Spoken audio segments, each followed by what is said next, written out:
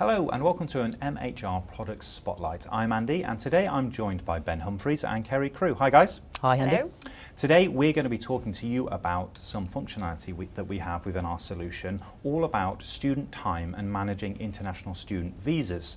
So to start us off, Ben, as our industry expert in this field, if you like, you spend a lot of your time talking to universities and different institutions in the education industry about the issues or the pitfalls they face with managing time with their HR and payroll and finance. And in particular, obviously a key focus for them is managing student time, Absolutely. but also managing international student visas, because that's a big incentive for a lot of universities. What are the kind of conversations that you're having with them about the issues they're facing or the things that they're looking for? Yeah, you're right. We engage regularly with a lot of institutions, a lot of different universities, especially as the market leader, because it's important that we're constantly looking at the roadmap and evolving the product as appropriate. One of the areas that we've touched on more recently, and I've been coming across quite a lot with a lot of the institutions, is a real challenge and an issue around capturing international student working time. So we know that a large makeup of the current student population is those of international students, and I think it's really important that we need to get that solution right. Some of the examples recently where we've spoken to institutions, universities, have very much been around capturing the information all the time within spreadsheets, or it might be a third-party system. That third-party system can be quite expensive. Yeah. Unfortunately, it doesn't always integrate with the existing HR and payroll solution, Right. which presents its own challenges. So I think it's really important that we get that information in the right place, in the management information system, but also we have the right rules in place so that we're able to monitor that. Because obviously if we're putting it in a spreadsheet, it's prone to human error, it's prone to internal issues, and we can't really monitor the effectiveness of that, or how many hours, for example, are being worked. Okay, so it's a topic that comes up quite a lot because it's obviously very key to those institutions. You know, higher education institutions are very keen on also adding extra value to their students, but also driving their growth through Absolutely. work opportunities and how they manage that time. And it looks like the regular kind of topics that keep coming up are, well, we need to do this, but we might not be doing it the right way, and we're struggling definitely to integrate it with what we've currently got. So Kerry, in terms of the functionality of what we offer, it looks like we've kind of custom built a solution based on what we offer as our wider HR payroll finance package. Is that right? Yeah, that's correct. We've obviously we've got an integrated HR and payroll system, so we've got a lot of the information within the system already. Yeah. And we were approached by the University of Essex actually, who spoke to us and said, we've got this problem that we have lots of our student workers, they're working for us. However, we need to monitor and track the time that they are working, because obviously it can be audited and they are subject to heavy fines as well. And it could also obviously impact their the students and their visas that they currently have. So we kind of spoke to them and said, okay, what is it that we can do within the system? We have the scheduling system already within iTrent. And so we've just extended and enhanced on that, included some more functionality to record obviously term times and things like that. So we know when people are working and the term times that they're working, so we know when these restrictions do apply with regards to the number of the hours that the students are allowed to work.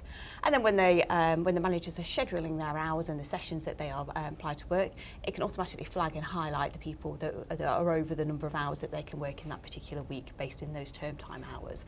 So it's using all the functionality that we have at the moment. We've just enhanced it to allow to sort of like to bring that message in and that constraints and those checking up to the forefront. Brilliant. I suppose that makes your life a lot easier, Ben, as well, actually, when Absolutely. you're talking to different institutions about actually this is what we do that other people aren't doing.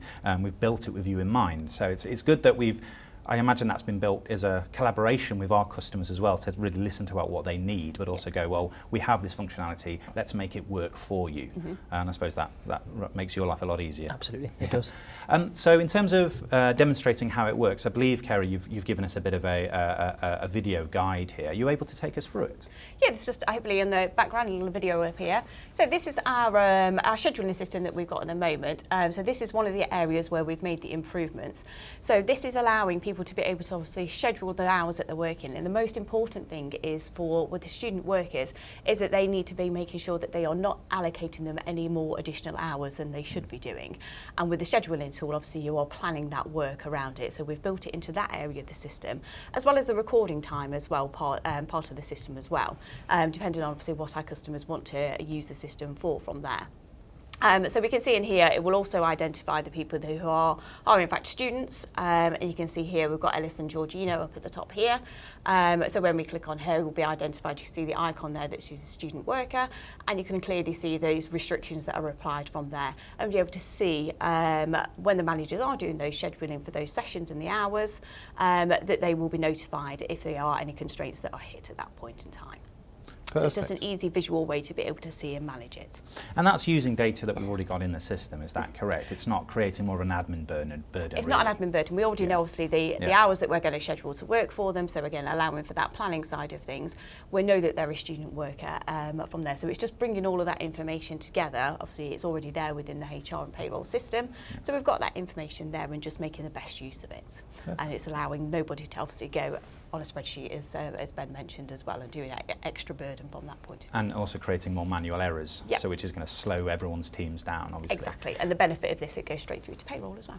Amazing, brilliant. So obviously we're talking about this in a HE institution kind of context at the moment, but obviously this functionality in terms of managing that student visa, it's not just for HE, there are other applications and areas. From your point of view, Kerry, what other opportunities does this provide for companies in different sectors? Yeah, so it's the different sectors. Obviously, it was mainly focused at the HE area, but as we've been speaking to our customers, as we do on a regular basis, we've noticed that people obviously in the retail areas are recording these, employing student workers, and also care industries as well.